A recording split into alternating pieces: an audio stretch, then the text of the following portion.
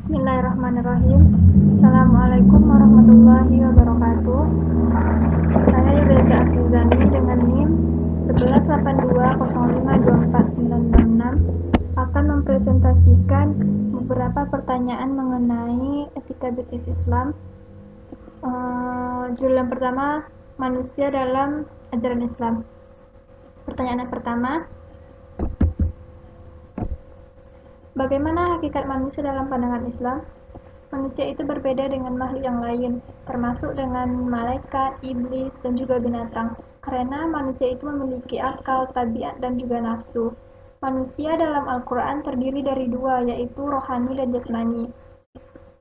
Manusia itu diciptakan sebagai khalifah dan untuk mengabdi kepada Allah Subhanahu wa Ta'ala.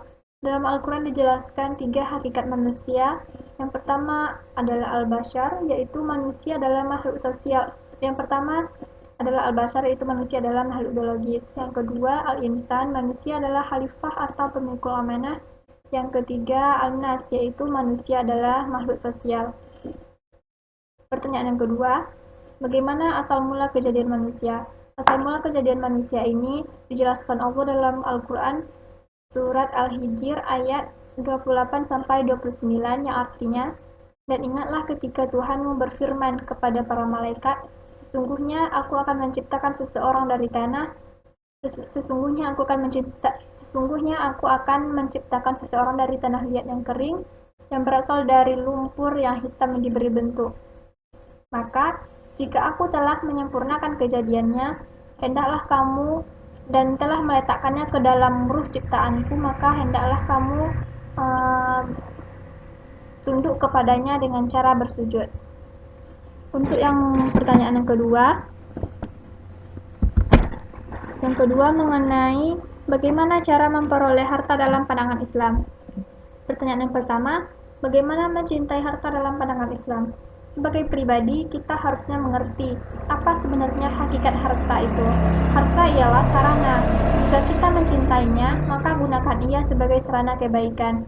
Harta di tangan orang yang baik, maka akan diperuntukkannya akan mendatangkan manfaat yang lebih besar. Menjadi kaya tidak ada larangan, namun menggunakan kekayaan dalam kebaikan adalah sebuah tuntunan. Semakin kaya seseorang, maka akan semakin besar kewajibannya dalam mengeluarkan zakat. Artinya, dari harta kekayaan tersebut, ia bisa membantu orang-orang yang kurang mampu dengan cara, yaitu dengan cara berzakat. Pertanyaan yang kedua, bagaimana cara memperoleh harta dalam pandangan Islam? Harta merupakan nikmat dari Allah yang menambah keindahan kehidupan di dunia. Definisi harta menurut para ulama bahwa harta adalah benda yang dapat dimiliki, dikuasai, atau diusahakan atau diahlikan, baik yang berwujud maupun tidak berwujud, baik yang terdaftar maupun yang tidak terdaftar, baik yang bergerak maupun yang tidak bergerak. Harta itu sesuatu yang memiliki nilai ekonomis.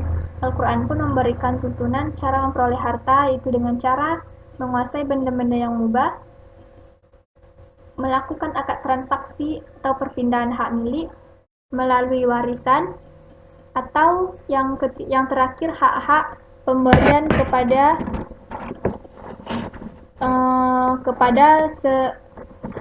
kepada seseorang yang diatur oleh agama. Pertanyaan yang ketiga, apa fungsi harta dalam pandangan Islam? Fungsi harta itu untuk menyempurnakan pelaksanaan ibadah, meningkatkan takwa, menyeimbangkan dunia dan akhirat, meneruskan kehidupan dengan memutar pelan-pelan kehidupan khususnya di bidang ekonomi, dan menumbuhkan silaturahmi. Harta itu hanya sebagai titipan, maka manusia tidak memiliki harta secara mutlak.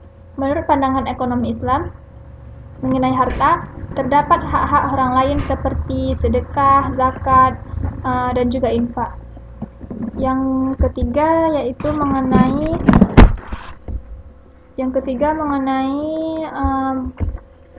bekerja dalam Islam, bekerja dalam pandangan Islam. Pertanyaan yang pertama, apa saja pekerjaan yang dilarang oleh Islam? Yang pertama, pekerjaan yang berupa kesyirikan atau syirik, seperti paranormal, perdukunan, orang-orang yang bisa meramalkan masa depan. Padahal jelas syirik itu adalah dosa besar. Yang kedua, memakan harta riba. Dalam Al-Quran pun Allah jelaskan bahwa riba itu haram. Jadi jelas maksud bahwa riba itu tidak boleh. Yang ketiga, menimbun barang-barang dagangan. Yang keempat, menjual minuman keras. Seperti halnya riba, minuman keras pun juga diharamkan oleh Islam. Selanjutnya, pekerjaan yang dilarang oleh Islam itu memakan harta anak yatim secara zalim, mengurangi timbangan atau takaran, biasanya terjadi dalam dunia perdagangan. Yang keempat, korupsi dan penipuan terhadap hak rakyat. Pertanyaan terakhir, bagaimana konsep harta dalam pandangan Islam? Bagaimana konsep bekerja dalam pandangan Islam? Islam menjadikan bekerja sebagai tuntunan fardu atas semua umatnya, selaras dengan dasar persamaan yang diiktisarkan oleh Islam bagi menghapuskan sistem yang membeda-bedakan manusia mengikuti derajat, kasta, atau juga warna kulit. Mungkin demikian yang dapat saya sampaikan. Lebih dan kurangnya saya mohon maaf. Wabillahi taufiq wal hidayah. Assalamualaikum warahmatullahi wabarakatuh.